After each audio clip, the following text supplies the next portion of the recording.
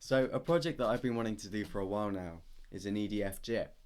Now, not only do these look pretty cool, they also have some interesting flight characteristics and design challenges that I wanted to check out. To construct this jet, I used white flight test foam. Now this stuff is quite strong and also good at absorbing crashes, which should be useful. So yeah, I started with the wings. These started out as 4 triangles. I taped the leading edges together with masking tape and beveled down both sides. This allowed me to have a nice sharp leading edge. I did the same with the other half. I then used tape and glue to connect the 2 halves of the wing together. Now, to help with strength, I used a spar, and this is also going to help produce a nice aerofoil for the wing. Now, I actually added an LED strip around the edge of the spar, and because this foam is quite translucent and it diffuses light really well, these LEDs are going to make the whole wing glow up, which will be really useful for night flying. Now, to finish off forming the wings, I removed paper off one side, put a bead of glue down the leading edge and on the spar, and then held this down for a good few minutes to let the glue dry properly.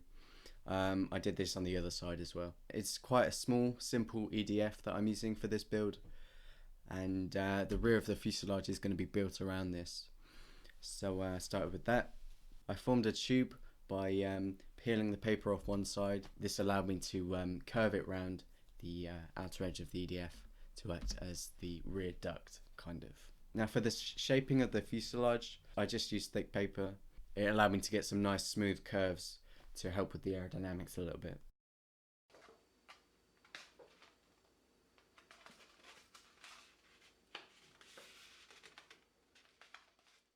Carrying on with the fuselage, just adding the main vertical sections, adding them now. Now, before I closed anything off, I wanted to sort all the electronics out. All the connectors and extensions that I wanted to solder on, I did now.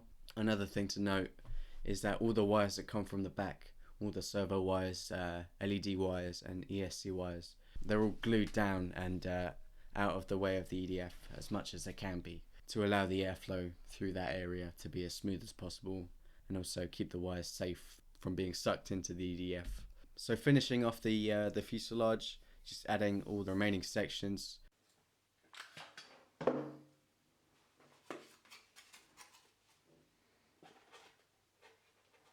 Now, I decided to use canards for this project. Now, canards are useful for this kind of design because in this configuration they actually produce less drag than a generic style plane.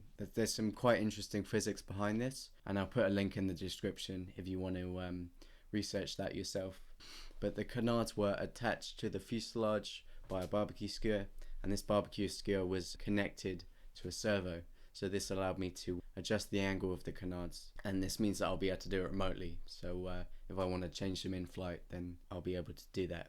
Now all that was left to finish it off was a vertical stabilizer and just some more shaping around the middle of the fuselage to finish it. And it was ready for a maiden. I'm going to put 4.5 minutes, do you reckon that's good? For that thing, and these antennas are next to it, aren't they?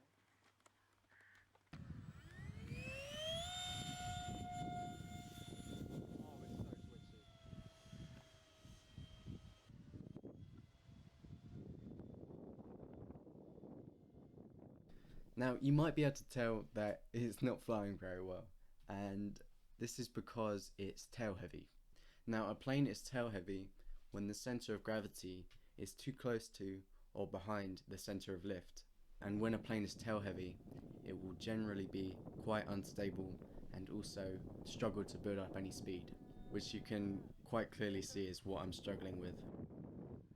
So yeah, all I had to do was bring it back in one piece and put a bigger battery in the front, and we could get to some proper flying.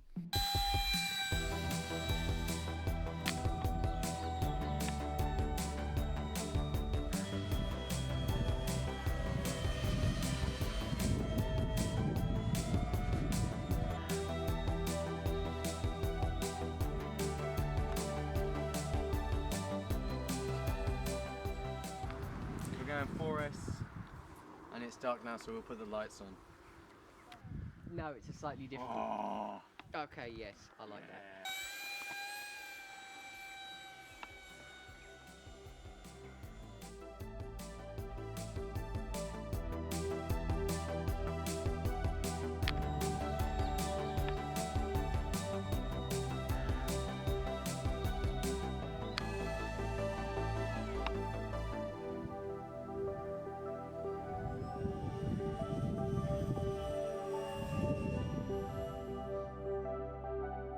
I'm gonna put the canards all the way down.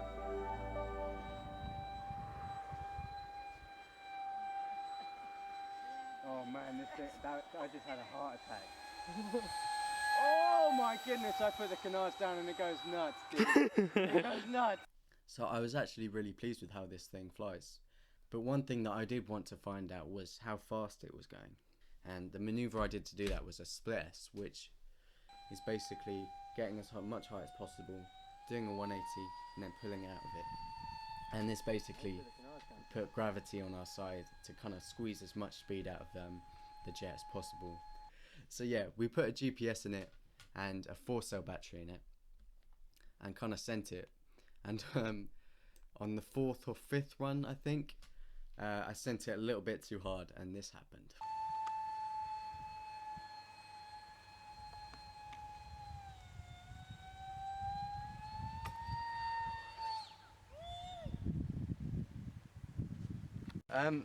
This control horn, it came loose last time, and we taped it then, and it was alright. But I forgot to properly glue it back in, so we just taped it more and thought it'd be alright. But then you saw, I was trying to pull up, and then you'll have to check what actually happened. But something went, and then it crashed. But I didn't, so it's all good.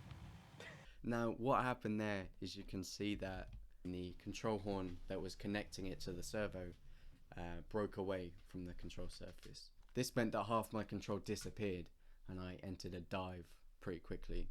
Now I somehow managed to save it just by yanking back on the stick, and there's actually about 0.9 seconds between the control horn snapping and me reacting to it, which I thought was quite good until I looked it up, and it turns out the average human reaction time is like 0.3 seconds.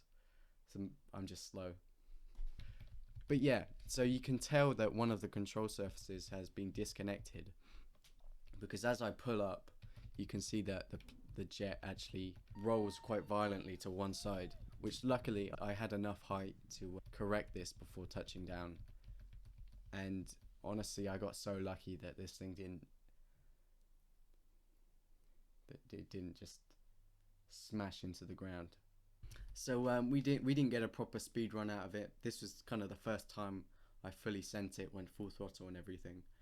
The highest speed we recorded was 45, but I think if this run had gone better, we might have got 50 or 60, which isn't amazing. And I would say that the EDF that we're using is probably a little underpowered for the airframe. So it's not as fast as I would like, but I'm still going to keep it around, especially with the night flying capabilities of it. So yeah, and that pretty much concludes this project. I had a lot of fun building it and nearly crashing it a few times. But I hope you enjoyed it, and I'll see you in the next one. Okay.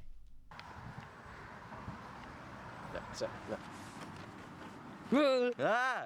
Action! Okay. Yeah, I thought I was going to hit the tree, but I didn't, so it's all good. And I nearly crashed. But I didn't, so it's all good. I deleted the whole thing. It was like 20 minutes. I'm gonna have to do it again.